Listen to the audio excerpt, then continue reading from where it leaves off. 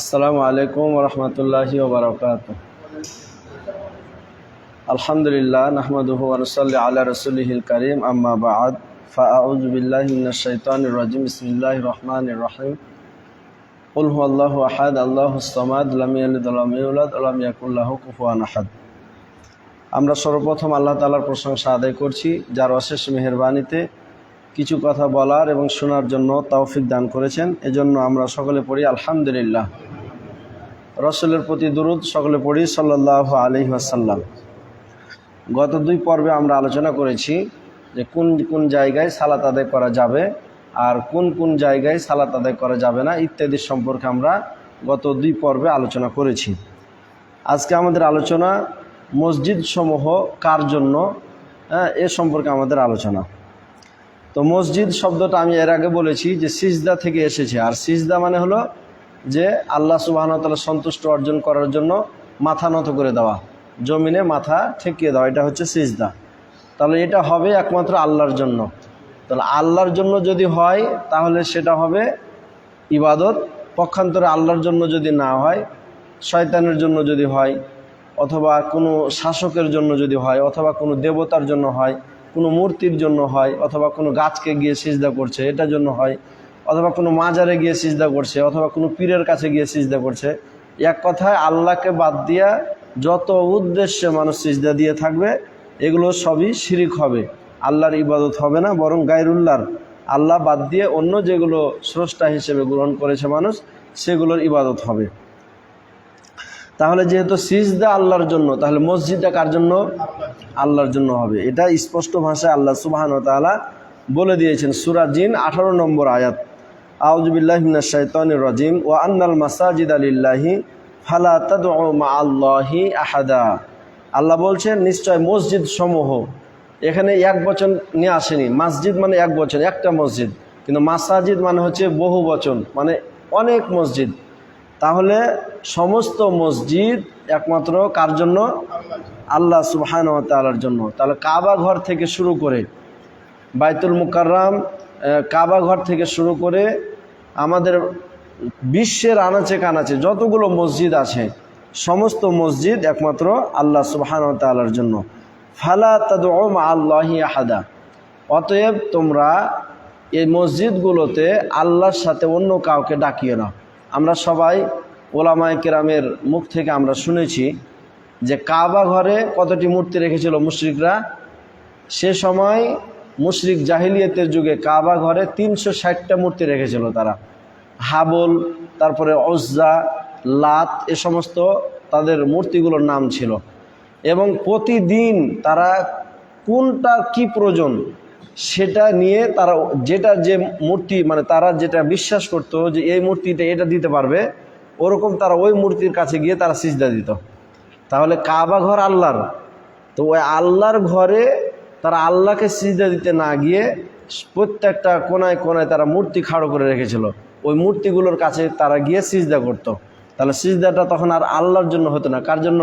মূর্তির জন্য হতো। অর্থাৎ এটা তখন আল্লাহর ইবাদত হতো না, এটা শয়তানের ইবাদত হতো। তো যার মনে করেন যে সন্তান হয় না, ঠিক আছে, তখন ওই সন্তান নিঃসন্তান ব্যক্তি, মানে যে মূর্তি তাদের যে বিশ্বাস ছিল যে এই মূর্তিটা সন্তান দিতে পারবে, ওর কাছে যেত। পানি বৃষ্টি হয় না, তখন তাদের একটা চিন্তাধারা ছিল যে এই মূর্তির কাছে গেলে তারা বৃষ্টি দিবে, তখন ওই মূর্তির কাছে গিয়ে সিজদায় পড়ে তখন চাইতো। এভাবে করে তাদের জীবনে যেটা প্রয়োজন লাগতো সেই প্রয়োজন তাদের বিশ্বাস অনুপাতে যে মূর্তিতে প্রয়োজন মিটাতে পারতো, এরকম তাদের বিশ্বাস, ওই মূর্তিটার কাছে গিয়ে তারা সিজদা করে তখন তারা সব কিছু চাইতো। তো এখানে আল্লাহ সুবহানাহু ওয়া তাআলা বলছেন ফালা তাদউ মাআল্লাহি আহাদা। মসজিদ আল্লাহর ঘর, সিজদা যেহেতু আল্লাহর জন্য, তাহলে সমস্ত কিছু যখন হবে তখন মসজিদে এসে কি আর কারোর ইবাদত করা যাবে? আর কাউকে কি সিজদা দেওয়া যাবে? আর কাউকে সিজদা দেওয়া যাবে না, এটা অসম্ভব। সিজদা দিতে গেলে ওটা শিরিক হয়ে যাবে। এত মাজারে গিয়ে হোক, বিভিন্ন জায়গায় যেখানে গিয়েই আল্লাহকে বাদ দিয়ে অন্য কোনো সৃষ্টি, অন্য কোনো মানুষ, অন্য কোনো গাছগাছালিকে যদি কেউ সিজদা দেয় তাহলে সেটা আল্লাহর জন্য হবে না, বরং গায়রুল্লাহর জন্য হবে, এবং আল্লাহর সাথে সেটা শিরিক করা হবে। আল্লাহকে এক আল্লাহ বলে স্বীকার করা হবে না, এক আল্লাহর সাথে অন্য কাউকে অংশীদারিত্ব সাব্যস্ত করা হয়ে গেল। তাহলে আমরা এই আয়াত থেকে প্রমাণ পেলাম যে মসজিদ সমূহ হচ্ছে আল্লাহ সুবহানাহু ওয়া তাআলার। তাহলে যতগুলো পৃথিবীতে মসজিদ আছে সমস্ত মসজিদের মূল কেন্দ্র কোনটা? কাবা ঘর। মূল কেন্দ্র কাবা ঘর। কাবা ঘরটাই হচ্ছে এটা মূল কেন্দ্র। আল্লাহ রসুল সাল্লাল্লাহু আলাইহি সাল্লাম যখন প্রথমে আসলেন, এখন যে আয়াতগুলো নিয়ে আসবো সূরা বাকারা থেকে, ওই আয়াতগুলো বলার আগে আপনাদেরকে কিছু কথা বলি, তারপরে তখন আয়াতগুলোতে নিয়ে যাব।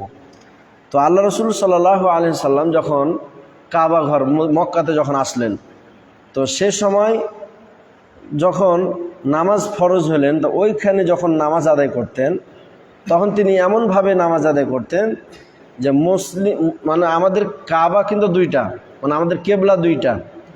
একটা হচ্ছে বাইতুল মুকাদ্দাস, যেটা বাইতুল আকসা, মানে ইহুদিরা যেটা ফিলিস্তিনে যেটা নিয়ে ঝগড়া করছে, আর একটা হচ্ছে মক্কাতে যেটা আছে কাবা ঘর। এই দুইটাই হচ্ছে মুসলিমদের কেবলা। তো যেহেতু ওইটাও কাবা মানে কেবলা, এটাও যেহেতু কেবলা, সেদিকে লক্ষ্য করে আল্লাহ রসুল মক্কাতে যতদিন নামাজ আদায় করেছেন ততদিন তিনি সেই সিস্টেম করেই, মানে উভয় দিকে যেন কেবলা করা হয় মানা হয়, সেই সিস্টেম করে নামাজ পড়তেন। কিন্তু তিনি যখন মক্কা থেকে হিজরত করে যখন মদিনায় চলে গেলেন, মদিনায় যাওয়ার পরে সেখানে গিয়ে তখন সাহাবায়ে কিরামদেরকে নিয়ে তিনি বাইতুল মুকাদ্দাস অর্থাৎ মসজিদে আকসার দিকে মুখ করে আল্লাহ রসুল তখন কি করতেন? সালাত আদায় করতেন। কিন্তু সবাই তো জানে যে নিজের একটা টান থাকবে আলাদা, মানে মক্কাতে আল্লাহ রসুল জন্মগ্রহণ করেছে, মক্কায় তিনার অবস্থান। এখন তিনি চাচ্ছেন অন্তর থেকে যে তিনার মাতৃভূমিতে যে কেবলা আছে সেই কেবলার দিকে মুখ ফিরিয়ে দেওয়া, এটা তিনি অন্তর থেকে চাচ্ছেন। আর বারবার তিনি আকাশের দিকে তাকাচ্ছেন যে আল্লাহ কখন বিধান দিয়ে আমাকে বিধান দিবে, তখন আমি কাবার দিকে তখন মুখ করে তখন সালাত আদায় করব। মাতৃভূমির দিকে কিন্তু সবারই টান থাকবে, নিজের দিকে অবশ্যই সবার এটা টান থাকবে। তো সে অনুপাতে তখন আল্লাহ রসুল এটা করছেন। তো এ সম্পর্কে আল্লাহ সুবহানাহু ওয়া তাআলা বলছেন যে কদ নারা তাকাল্লুবা ওয়াজহিকা ফিস সামা, যে আল্লাহ বলছেন যে আমি আল্লাহ সুবহানাহু ওয়া তাআলা আসমানের দিকে যে তুমি বারবার মুখ ফিরাচ্ছ, মানে তুমি চাচ্ছ যে আল্লাহ কখন আমাকে বিধান দিবে, তখন বাইতুল মুকাদ্দাসের দিকে মুখ না ফিরে আমি কাবা ঘরের দিকে মুখ ফিরাবো, এটা তুমি চাচ্ছ যে কখন আল্লাহ আমাকে বিধান দিবে। তো আল্লাহ বলছে যে তোমার এই যে আকাশের দিকে চাওয়ানি, এটা আমি বুঝতে পেরেছি। ফালানুওয়াল্লিয়ান্নাকা কিবলাতা তারদাহা, তো আল্লাহ বলছে যে আমি অতি শীঘ্রই তুমি যেটা চাচ্ছ, যেদিকে মুখ করে তুমি সালাত আদায় করতে চাচ্ছ, আমি অতি শীঘ্রই সেটাকে আমি পরিবর্তন করে দেব তোমাকে। ফাওয়াল্লি ওয়াজহাকা শাতরাল মাসজিদিল হারাম, অতএব তুমি তোমার মুখমণ্ডল মসজিদে হারামের দিকে তুমি মুখ ফিরাও, মুতাওয়াজ্জিহ হও। মসজিদে হারাম কোনটা? কাবা ঘর। কাবা ঘরের একাধিক নাম, তার মধ্যে একটা হচ্ছে মসজিদুল হারাম, হারাম মসজিদ। ওয়া হাইসুমা কুনতুম ফাওয়াল্লু ওয়াজহাকুম শাতরা, আল্লাহ সুবহানাহু ওয়া তাআলা আল্লাহ রাসূলকে বিধান দিলেন, সাথে সাথে সমস্ত মুমিনদেরকে বিধান দিয়ে বলছেন যে তোমরা যেখানেই থাকো না কেন, তাহলে বাংলাদেশ, ভারত, পাকিস্তান, ভুটান, মায়ানমার, কথা বুঝতে পারছেন, ফিলিস্তিন, আফগানিস্তান, ওদিকে মরক্কো, আমেরিকা, তোমরা যেখানে থাকো না কেন, হাইসুমা কুনতুম ফাওয়াল্লু ওয়াজহাকুম শাতরা, তোমরা যেখানেই থাকো না কেন তোমরা তোমাদের মুখমণ্ডলকে এখন কাবার দিকে করো। তাহলে আল্লাহ রসুল সাহাবায়ে কিরামদেরকে নিয়ে মদিনাতে গিয়ে বাইতুল মুকাদ্দাসের দিকে, ইতিহাস লিখছে, হাদিসের মধ্যে আসছে যে 16 থেকে 17 মাস তিনারা বাইতুল মুকাদ্দাসের দিকে মুখ করে নামাজ আদায় করেছেন। তারপরে তখন আল্লাহ আয়াত নাজিল করে কাবার দিকে ঘুরতে বলেছেন।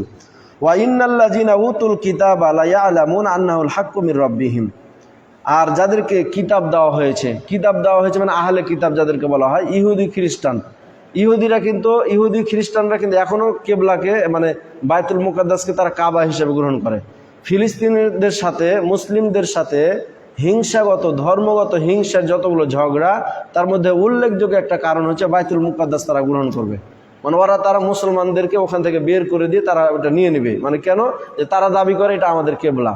তো ওই কথাটা আল্লাহ সুবহানাহু ওয়া তাআলা বলছে যে ওয়ান্নাল্লাযিনা উতুল কিতাবা লা ইয়ালামুনা আন্নাহুল হাক্কু মির রাব্বিহিম, তাহলে বিধান দিচ্ছেন আল্লাহ যে তুমি কাবার দিকে মুখ করে নামাজ আদায় করো। তাহলে বিধান যেহেতু আল্লাহর, তাহলে আল্লাহর বিধান যখন আসে তখন আগের বিধান কি হয়ে যায়? বাতিল হয়ে যায়, নষ্ট হয়ে যায়। তাহলে যখন থেকে আল্লাহর বিধান দিলেন তখন থেকে ফরজ হয়ে গেল কাবার দিকে মুখ করে সালাত আদায় করা। তো এই বিষয়টা আহলে কিতাবরা কিন্তু জানে যে কাবা ঘর এখন মুসলমান আল্লাহ তাআলার পক্ষ থেকে যখন ওহী চলে আসছে, তার মানে আমাদের এই বাইতুল মুকাদ্দাসটা এখন বাদ হয়ে গেছে, কিন্তু জোর করে ওরা লিয়া আছে। মানে ইহুদি খ্রিস্টানরা জোর করে ওকে কাবা মেনে মানে কেবলা মেনে আছে, কিন্তু ওরা এটা জানে যে যখন আল্লাহর ওহী আসে তখন থেকে ওটা বাতিল হয়ে যায়। কিন্তু ওই যে গায়ের জোরে ধর্মগত হিংসা মুসলমানদের এটা মেনে নেবে না, সে কারণে তারা ওটা করছে। অমাল্লাহু বিগফিরিন আম্মা ইয়ালামুন, আল্লাহ সুবহানাহু ওয়া তাআলা বলছেন যে আল্লাহ সুবহানাহু ওয়া তাআলা নয় বিগফিরিন আম্মা ইয়ামালুন, তারা যা করে সে ব্যাপারে আল্লাহ তাআলা গাফিল নয়। মানে তারা কি কারণে বাইতুল মুকাদ্দাসের দিকে নামাজ পড়ছে সেটাও আল্লাহ সুবহানাহু ওয়া তাআলা জানেন, এবং তার হিসাব আল্লাহ তাআলা একদিন নেবেন। আর মুহাম্মদ সাল্লাল্লাহু আলাইহি সাল্লাম কি কারণে কাবা ঘরের দিকে মুখ করে নামাজ আদায় করছে সেটাও সম্পর্কেও আল্লাহ সুবহানাহু ওয়া তাআলা জানেন। ওয়ালাইন আতাইতাল্লাযিনা উতুল কিতাবা বিকুল্লি আয়াতিন, তো আল্লাহ সুবহানাহু ওয়া তাআলা মুহাম্মদ সাল্লাল্লাহু আলাইহি সাল্লামকে বলছেন তাদের গায়ের জরামুখ, তারা যে গা জরামু করছে, মানে জোর করে যে তারা বাইতুল মুকাদ্দাসকেই কেবলা হিসেবে গ্রহণ করছে, আল্লাহর বিধান মানছে না, তো সে সম্পর্কে আল্লাহ সুবহানাহু ওয়া তাআলা বলছেন ওয়ালাইন আতাইতাল্লাযিনা উতুল কিতাবা, হে মুহাম্মদ তুমি যদি তাদের কাছে মানে আহলে কিতাব ইহুদি খ্রিস্টানদের কাছে যদি তুমি যাও বিকুল্লি আয়াতিন, প্রত্যেকটা আয়াত নিয়ে নিদর্শন নিয়ে, মা তাবিউ কিবলাতাকা, তাহলে তারপরেও তোমার কেবলাকে তারা গ্রহণ করবে না। মানে ওরা ওইটার উপরেই থাকবে, মানে ধর্মগত হিংসা ওইটার উপরে থাকবে, তোমার কেবলা তারা মানবে না। ওয়ামা আনতা বিতাবিউন কিবলাতা বাজিন, আর তুমিও তাদের কেবলা মানবে না। মানে আল্লাহর পক্ষ থেকে আয়াত নাজিল হলে মুহাম্মদ সাল্লাল্লাহু আলাইহি ওয়াসাল্লামকে আরো এটা মানবে না, আর ওরা হিংসাগতভাবে মুহাম্মদের উপর আর মানবে না। মানে ওদের ইহুদি খ্রিস্টানদের একটা বড় হলো যে বনি ইসরাইলদের ওদেরকে মানে আহলে কিতাব ওদের মধ্যে আছে, কথা বুঝতে পারছেন? এখন ওদের হিংসা হলো যে কুরাইশ বংশ থেকে কেন শেষ নবী আসবে, কথা বুঝতে পারছেন? এই যে কুরাইশ বংশ থেকে শেষ নবী আসাটা তাদের একটা হিংসা মতো কাজ, এই জন্য তারা কিন্তু এটা মেনে নেয় না। ওয়ালাইন ইত্তাবাতা আহওয়াআহুম মিন বাদি মা জাআকা মিনাল ইলমি, মানে আল্লাহর পক্ষ থেকে তোমার কাছে ওহী এসেছে, আসার পরেও যদি তুমি তাদের প্রবৃত্তির অনুসরণ করো তাহলে ইন্নাকা ইজান লামিনাজ জালিমিন, তাহলে জেনে রাখো যে অতি শীঘ্রই তোমরাও জালেম হয়ে যাবে। তাহলে আমরা এখান থেকে, আমি আর কথা বাড়াচ্ছি না যেহেতু ঘুম ভাব আসছে, তো এখান থেকে আমি প্রথম কথা যে আপনাদেরকে বুঝাতে চাইলাম সেটা হলো যে মসজিদ হবে কার? আল্লাহর। সিজদা হবে কার জন্য? আল্লাহর জন্য। আল্লাহর জন্য সিজদা, আল্লাহর জন্য মসজিদ না হয়ে যদি অন্য কোনো উদ্দেশ্য করে তাহলে এটার কোনো সওয়াব পাওয়া যাবে না, আল্লাহর সাথে শিরিক হয়ে যাবে। বংশগত কেউ যদি অহংকার করে অথবা বিভিন্ন রকমের দাবি করছে, মানে অহংকার বশত তারা দাবি করছে যে আমরা মসজিদ তৈরি করেছি, এটা আমাদের মসজিদ, মানে আর একটা জাতিকে তারা অহংকার করে এরকম প্রকাশ করছে, এটা সম্পূর্ণরূপে নাজায়েজ, এটা জায়েজ হবে না। ফালা তাদউ মা আল্লাহি, পরিশেষে আল্লাহ বলছে যে এই মসজিদ যেহেতু আল্লাহর, সিজদা হবে আল্লাহর জন্য, অতএব তোমরা এক আল্লাহর সাথে অন্য কাউকে অংশীদারিত্ব সাব্যস্ত করিও না। তারপরে যেটা আমরা বুঝতে পারলাম সেটা হলো যে প্রথম কেবলা, মুসলমানদের প্রথম কেবলা ছিল বাইতুল মুকাদ্দাস। সাহাবায়ে কেরামদেরকে নিয়ে আল্লাহ রসুল 16 থেকে 17 মাস বাইতুল মুকাদ্দাসের দিকে মুখ করে সালাত আদায় করেছেন। পরবর্তীতে আয়াত নাজিল করে আল্লাহ সুবহানাহু ওয়া তাআলা আমাদের কাবা ঘর এখন যেটা কেবলা আছে সেই দিকে মুখ করে নামাজ আদায় করতে বললেন। ইহুদি খ্রিস্টানরা হিংসাগতভাবে মুহাম্মদ সাল্লাল্লাহু আলাইহি ওয়াসাল্লামের এই নীতিটা মেনে নিল না, আল্লাহর এই আদেশটা তারা মেনে নিল না, বিভিন্নভাবে তারা হিংসা করলো, এবং আরও কতগুলো সব হিংসা করেছে, এটা আজকে আলোচনা করছি না। সামনে ইনশাআল্লাহ আগামীকালকে হয়তো বাসায় যাব, তো কালকে নয় আবার শুক্রবারের দিন অথবা শনিবারের দিন আমরা আবার আলোচনা শুরু করব ইনশাআল্লাহ, বিতৌফিক ইল্লা বিল্লাহ। সুবহানাকা আল্লাহুম্মা বিহামদিকা আশহাদু আল্লা ইলাহা ইল্লা আনতা আস্তাগফিরুকা ওয়া আতুবু ইলাইক। আসসালামু আলাইকুম ওয়া রাহমাতুল্লাহ।